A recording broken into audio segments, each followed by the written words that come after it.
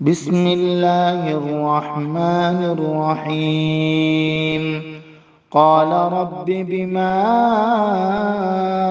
أغويتني لأزينن لهم في الأرض ولأغوينهم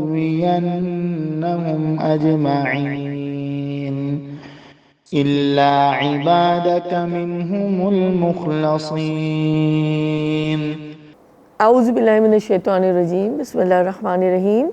وہ بولا، میرے رب جیسا تو نے مجھے بہکایا اسی طرح اب میں زمین میں ان کے لیے دل فریبیاں پیدا کر کے ان سب کو بہکا دوں گا، سوائے تیرے ان بندوں کے جنہیں تو نے ان میں سے خالص کر لیا ہو۔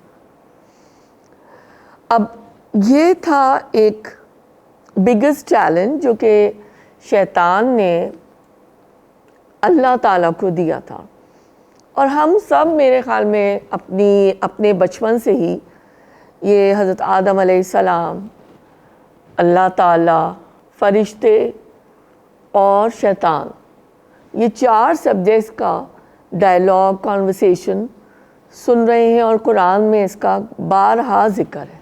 لیکن ہوتا کیا ہے کہ کوئی بھی چیز جو جب دوبارہ آتی ہے تو اللہ تعالیٰ دراصل ہم کو وہ بات بار بار بتا کر تاکید اس کی کرنا چاہتے ہیں، اور اللہ تعالیٰ یہ چاہتے ہیں کہ ہمیں وہ بات یاد دلائی جائے تاکہ ہم اس میں سے اپنے لیے عمل کے نکات نکال سکیں۔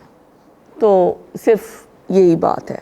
شیطان نے چونکہ حضرت انسان کو حقیر تر مخلوق سمجھا، اور اس نے یہ کہا کہ میں اس مٹی کے پتلے کو کیوں سجدہ کروں، میں تو ان سے افضل ہوں، تو مجھے کیوں مجبور کیا جا رہا ہے، اور میں اللہ تعالیٰ تیرا حکم نہیں مانوں گا۔ شیطان نے یہ کہا۔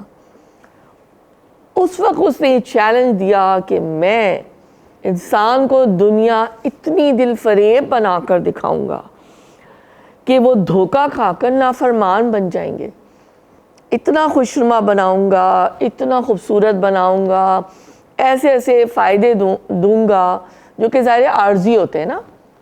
اللہ تعالیٰ نے جب سورہ بقرہ میں یہ اعلان کیا کہ میں انسان کو اپنا خلیفہ بنا کر اس دنیا میں بھیج رہا ہوں، شیطان نے کہا کہ یہ اللہ تعالیٰ آپ کو فراموش کر دے گا انسان، اور آپ کے کام کی خلاف ورزیاں کرے گا۔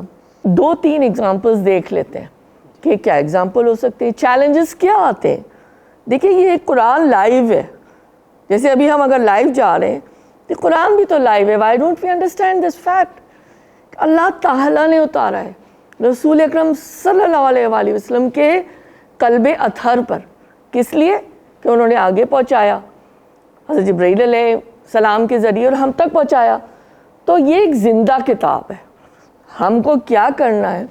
اس کو زندہ کرنا ہے اپنی زندگیوں کے اندر، اپنے اعمال اور افکار کے اندر۔ ٹھیک ہے، دو تین ایگزامپلز میرے ذہن میں آئی۔ حیا کا بہت اونچا مقام ہے، اللہ نے سورہ نور اتار دی، اللہ نے سورہ نساء میں تو خیر احکامات بہت زیادہ خواتین کے لیے بھی ہیں، اور اس کے علاوہ سورہ احزاب حکم بھی اللہ تعالیٰ نے بتائے نا، حیا کے، حجاب کے، ستر کے، تمام تفصیل سے۔ ایک حیا دار کوئی خاتون ہے، اور ایک بنی ٹھنی میک اپ اور زینت کے تمام ہتھیاروں سے لیس، خوشبو میں بسی اور مہکی ہوئی خاتون۔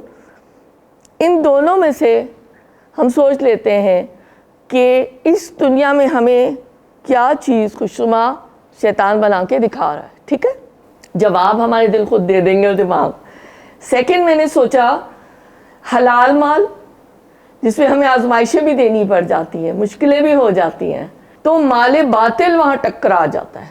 دوسری طرف تصویر کا دوسرا رخ، مال باطل کیا؟ کوئی رشوت مانگ رہا ہے، غبن ہوتے ہیں، کرپشن ہوتے ہیں، ہر سیکٹر میں ہوتے ہیں، ہر شعبے میں، انٹرسٹ بہت بڑا۔ تو یہ میں نے ایک اور ایگزامپل سوچی کہ بھئی کیا چیز اٹریکٹ کر رہی ہے؟ انٹرسٹ کیوں نہیں اٹریکٹ کرے گا؟ فکس ڈپازٹ میں آپ نے پیسے رکھ دیے اور آپ نے بس کر دیا، آپ کو ہر منتھ آ رہا ہے، اٹس این ایزی جاب، خوشنما لگ رہا ہے۔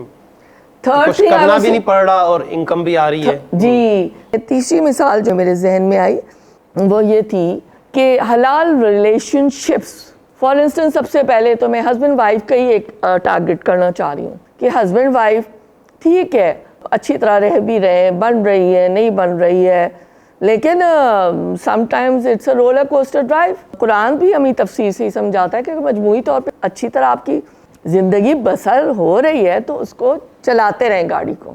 آن the other hand vice versa, extra marital affairs, what is attractive? 4 بیویاں، 3 بیویاں اور ایک تو پڑی ہوئی ہے نا گھر میں سڑ رہی ہے بیچاری. In this world, what is attractive? Of course, the other thing seems to be attractive. اصل تو راستہ وہ یہ جو اللہ کے احکام ہے.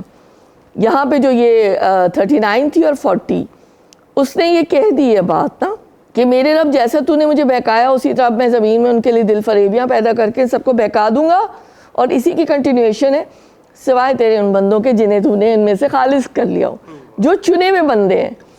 دیکھیں نا مجھے اتنی اس کے پر رشک آتا ہے کہ اللہ نے جن کو خالص کر لیا، جن کو چن لیا، ان کے پاس ایک پروٹیکٹیو شیلڈ آ جاتی ہے اور پھر وہ فوراً فیصلہ کر لیتے ہیں کہ ہمیں کیا چیز منتخب کرنی ہے. ایک حدیث کے ذریعے سے سمجھ لیتے ہیں کہ حضرت عبداللہ بن مسعود رضی اللہ تعالیٰ عنہ بیان کرتے ہیں کہ رسول اللہ صلی اللہ علیہ وسلم نے فرمایا تم میں سے ہر شخص کے ساتھ ایک شیطان مقرر کیا گیا ہے اور ایک فرشتہ مقرر کیا گیا ہے. صحابہ نے پوچھا یا رسول اللہ صلی اللہ علیہ وسلم آپ کے ساتھ بھی؟ فرمایا میرے ساتھ بھی ہے، لیکن اللہ تعالیٰ نے میری اس معاملے میں مدد فرمائی ہے اور وہ میرا اطاعت گزار ہو گیا، یعنی شیطان نا، اور وہ مجھے بھلائی کے سوا کوئی مشورہ نہیں دیتا. اب ہم دیکھ لیتے ہیں کہ عملی نقطہ کیا ہے، اور الحمدللہ واضح ہے کافی. ہمارے پاس ہر بار 2 راستے ہوتے ہیں، یا تو شیطان کی مانیں یا پھر ہم اللہ کی مانیں، شیطان کی مانیں یا رحمان کی مانیں، یہ اب ہمارے اوپر ہے. اور بچنے کے لیے کیا ہے، کون سی شیلڈ پروٹیکٹیو شیلڈ ہے؟ وہ قرآن اور سنت کی معرفت کو حاصل کرنے کی کوشش کریں.